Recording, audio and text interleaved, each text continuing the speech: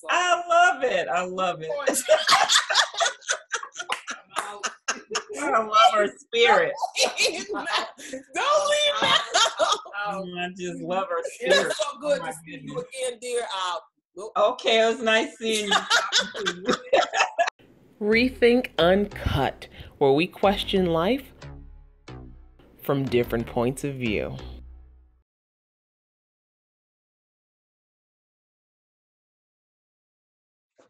It's that nice, deep, fresh breath of air. Mm-hmm.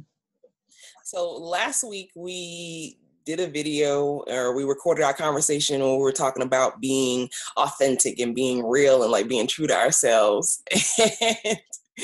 And we decided like to post that online. So we posted it on like YouTube and Facebook and stuff like that, and got a lot of really positive feedback. A lot of people obviously are dealing with that same type of thing about, how to stay authentic or how to like really be true to themselves and listen to that inner voice. And I had, sent you the messages like, okay, the video's out or whatever, after it had been, edited and all the tags had been added on it and all. And then I was like waiting for you to like share the video. And I was like, a day didn't pass. Is she going to share the video? You know what's so ironic about this? What? Is we were talking about being authentic. Mm-hmm. And what I realized after we did that video,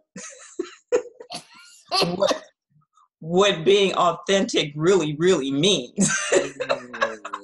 So what do you mean? Well, we touched on a lot of it in the video, in the first one.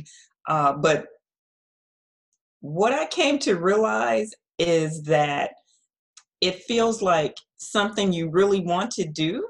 Mm-hmm. You can feel it in your soul, but it feels uncomfortable to step outside your comfort zone because, as you know, we have great conversations. Mm-hmm. And we dig in and it's like so enlightening and so much fun, but just knowing that, okay, I have to step outside my comfort zone is something I really love to do, but somebody's going to see it too. Because it's one thing when we're just talking and it's just us talking and there is no fourth wall, so to speak. But then it's like knowing that somebody else is going to listen to these conversations or hear the things that we're talking about, it does kind of, even for me to a certain extent, puts up a little bit of a barrier, a little bit of a tins of unease. Yeah. But I was like, it seemed like it was a big old Yeah, I had a big old wall, huh? Talk about having these walls and not being authentic, because you're right. You text me, you're like, did you share the video? Did you? I'm trying to be all nice about it. I'm like, so you gonna share that video? Oh my goodness. And I'm thinking, this is so uncomfortable now. Just knowing that we have these conversations and then, okay, we'll share them.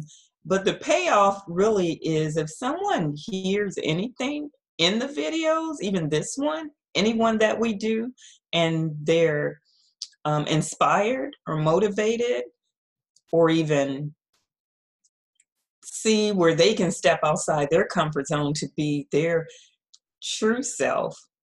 Because I think your true self is really in that outside your comfort zone, just stepping out there outside how we really present ourselves from day to day. And I think for me, it's probably, and this could be my own hallucination, for me, it's probably a little bit easier to be on camera or to do it because that's, been a part of my career and a part of my background is like doing things on camera. And so for you, like this really is kind of like stepping out in front of people. Yes. I remember because my mom had watched the video.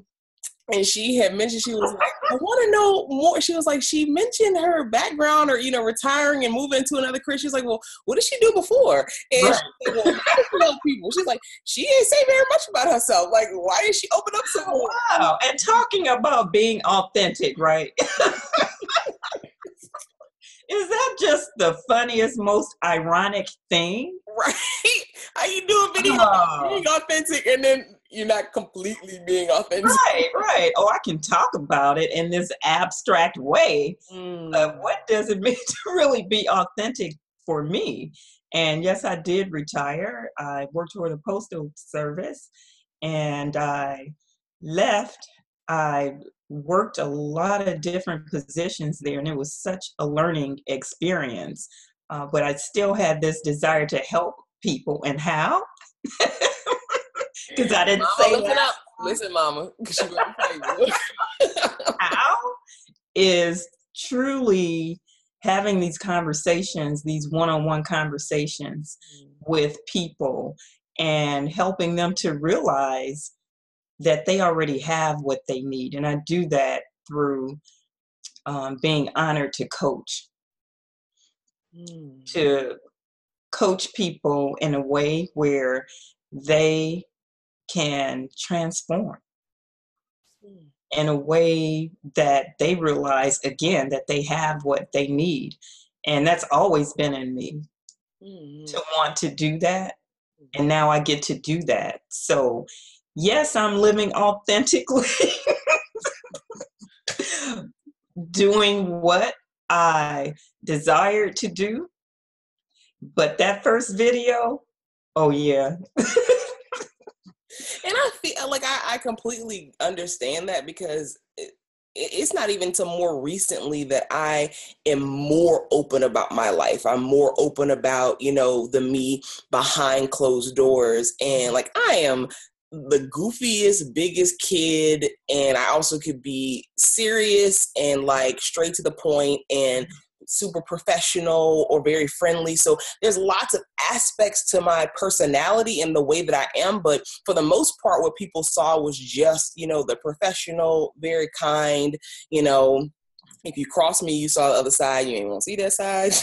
But, you didn't get to see all of it. It's not until more recently that even I have like opened up and start showing more of that authentic piece, because it is uncomfortable. And I know when we talked a little bit earlier, you talked about feeling like exposed. And so what does that feel like? What is the actual like, oh my feeling? Goodness. It just felt like this very uneasy feeling, like I'm walking in unknown territory. And it's okay. It's okay to be there, because there's so much more if we do, or I realize that if I do walk in this uncomfortable area or path, I get to write a book back there. I get to life coach people and help people that way. And it's so rewarding. It's so rewarding to try something outside what you're used to doing, or outside your routine, or being vulnerable enough to share who you really are, which actually gives me more courage to really live even more authentically. They said that like one of the number one fears that people have is that of public speaking. Nobody wants to be able to stand in front of other people, and I guess it's because of the feeling of being judged, or everybody, like all the attention is up on you. So like, what are some of the things that you do, or what did you do? Because I know you were even on the verge of like wanting to delete the video. I had my hand on that delete. I was like, I wish you would delete that video after all that daggone work and all the convincing we had to do to each other to like do the video. I was like, ooh, I wish you would delete that thing. Oh my goodness. So what did I do, or what can I do, and what I would? So you're because you're here now doing it again, and I was like, I refuse for us not to move. No, like, oh my goodness, she's not letting me get out of this at all. Okay. So what did I do? Yeah.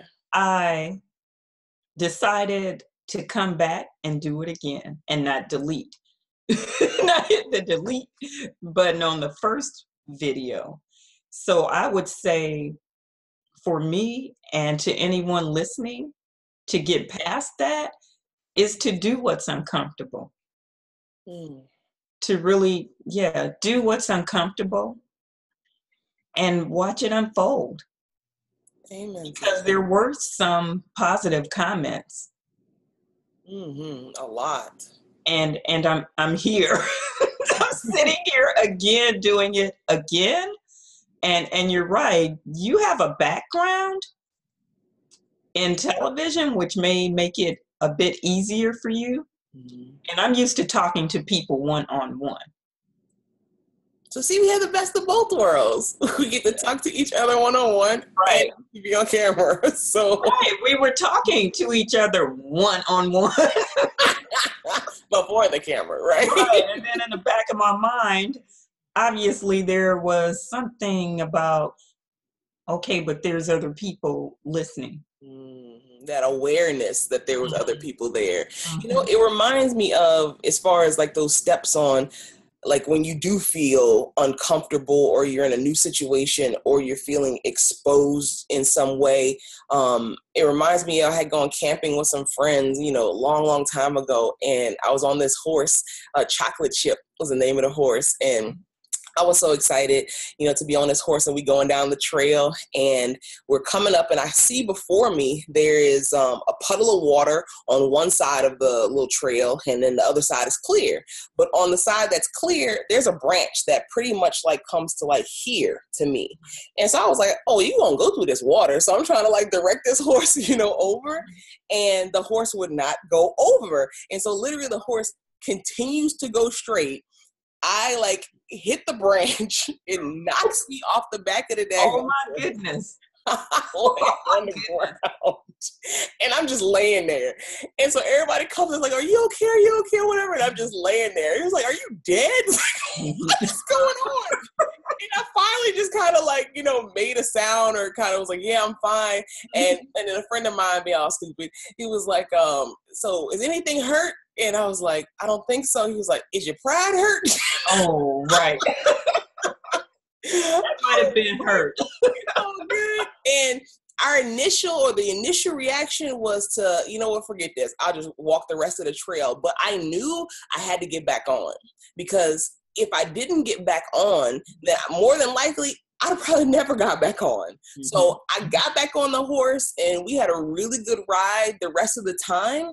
But it's kind of like whatever it is that scares you or whatever it is that is uncomfortable, what I find, at least that works for me, is just going full steam ahead, like going right back in it. Because it's okay to fail. It's okay to, you know, not be comfortable or things to not be as smooth as, you know, you wanted to, but just get back on the horse.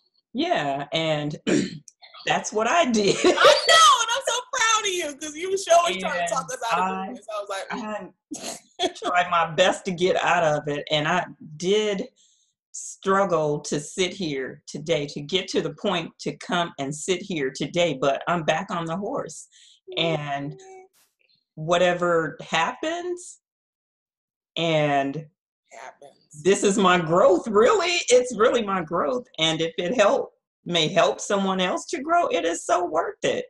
It is so worth it. So that's what I'm talking about. Well, thank you for, you know, deciding to get back on the horse. And, you know, we're going to just keep on having these really, you know, great conversations and get more and more comfortable with the process and be able to open up and share even more and more. But thank you, too, for everyone who tuned in and listened. Please share your thoughts, share your comments below, because we really want this to be able to be beneficial to you. And Regina, you are the bomb.com. And you are too, to get me back here. Here and talk more, but I'm excited now about really opening up a little more at a time, But all the things that we talked about, getting back to that, all the things that we were excited about and that motivated us in other ways, it's really exciting to think about moving forward with that. So I'll come back, do my best to make it back here again. and open up a little more. That's what I'm talking about. And talk about the real stuff. Right. Real. This is real stuff too. But I think being more open is just so priceless. So priceless. So you continue to rethink Uncut. If you want to reach out to us, you can do that at rethinkuncut@gmail.com. And we'll talk to you next week. I'm Regina. I'm Havilah. See you next time.